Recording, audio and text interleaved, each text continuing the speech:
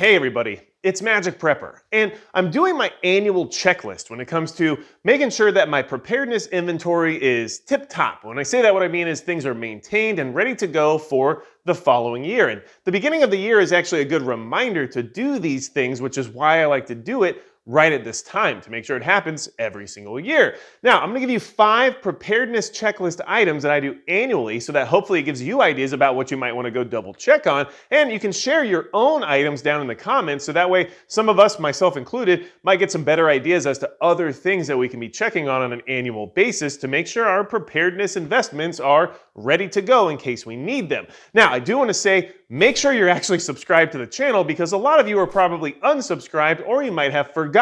And it is a good thing for us to try to do here in order to grow this community and share more of this information. So I appreciate you doing that. Now, the first item on my annual preparedness checklist is to ensure that my food pantry is properly rotated and that I discard anything that's showing signs of spoilage. And what I mean by that is I'm not necessarily referring to my long-term storage food, right? Food that is put away in Mylar bags, vacuum sealed, and just ready to go for years at a time, I'm not overly concerned with. But I want to check my pantry when it comes to things like canned goods and making sure that everything in that pantry is being well rotated. Of course, all the old expiration dates should be towards the front and anything newer should be towards the back. And then you just want to make sure that you don't have dented cans or that are showing signs of bloat, and that any of your pressure canning or jarring or anything else related to that doesn't show signs of broken seals or anything along those lines. We want to make sure that not only is our food pantry being rotated properly, but the food that we have in it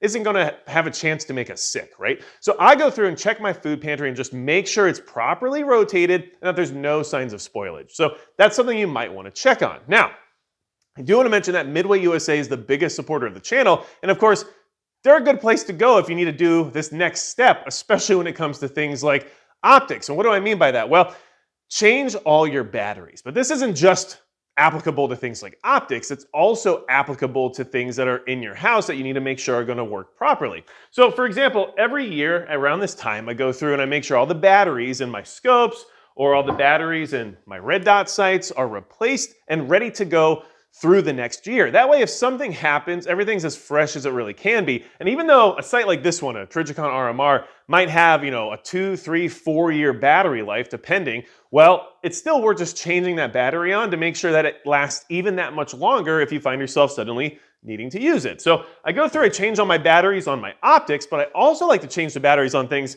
like smoke detectors, on things like flashlights or anything that might be used more regularly, and anything that's like a security device, because there also is the possibility of having like wireless security cameras or wireless motion detectors, driveway alarms, or anything else that might be battery operated. It's a good idea to just go change all those batteries and get it over with so that they're at peak functionality during a time where you might need them the most. So just want to make sure you're doing that and that you're taking care of it, because even though your red dot sight might last 50,000 hours, it's nice to restart that clock every year, and the cost of a battery isn't that much when it comes to making sure that that optic you might depend on will last throughout that year. And of course, things like smoke detectors are definitely important, carbon monoxide detectors, whatever else you might be using in that regard, it's a good idea to make sure they're topped off and have as much of a charge as possible. So that's a really good idea, at least in my opinion, to go through and do on an annual basis, all right? Now, the third item on this list is to check your first aid supplies.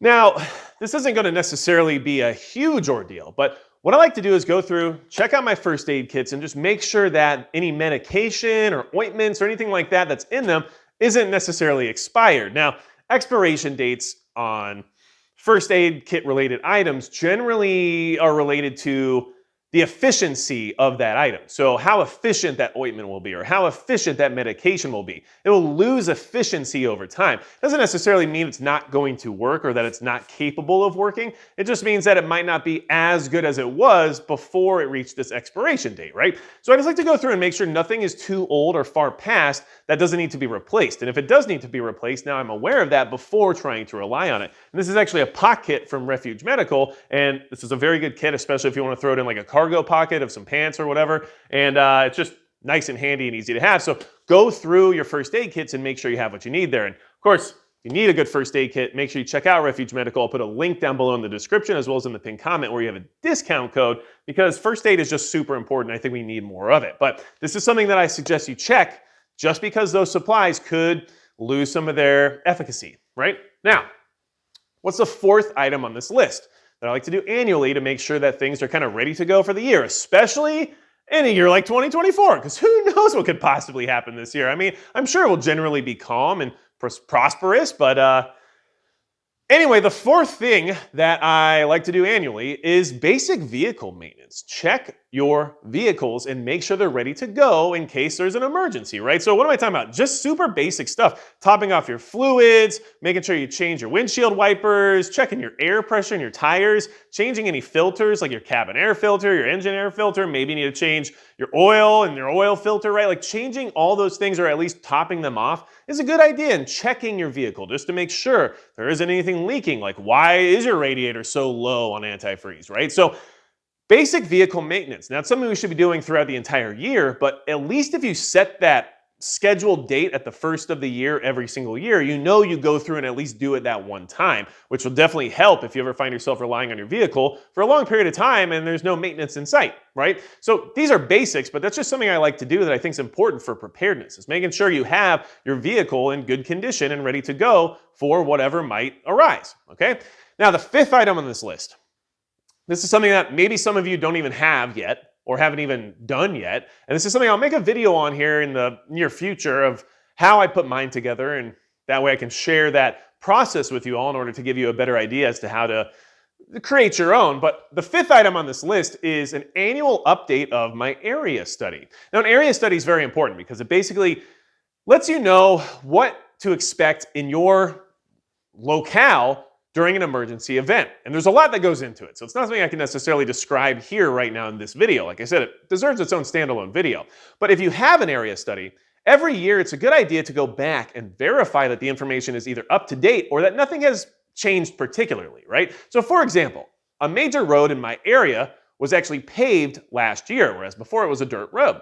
So now that it's paved, that changes parts of my area study because it changes the flow of traffic. It changes the likelihood of people exploring or moving out further past than when they used to, where they might have gone before based on the fact that this is a paved road now instead of being a dirt road. It also changes the possibility of roadblocks or some other interaction regarding an SHTF event that might not have had any implication before because of being a dirt road, right? So all those things need to go into the area study now because the flow of traffic or the amount of traffic in the area might be changing because of this new paved road and everything else that we just discussed. So that's just a minor example of something you would want to update in your area study if there has been a major change over the last year. So by revisiting that annually and actually checking in to see, is there something I need to add here or change based on new information is a good idea because it helps you better prepare and strategize for that emergency event that we all prepare for.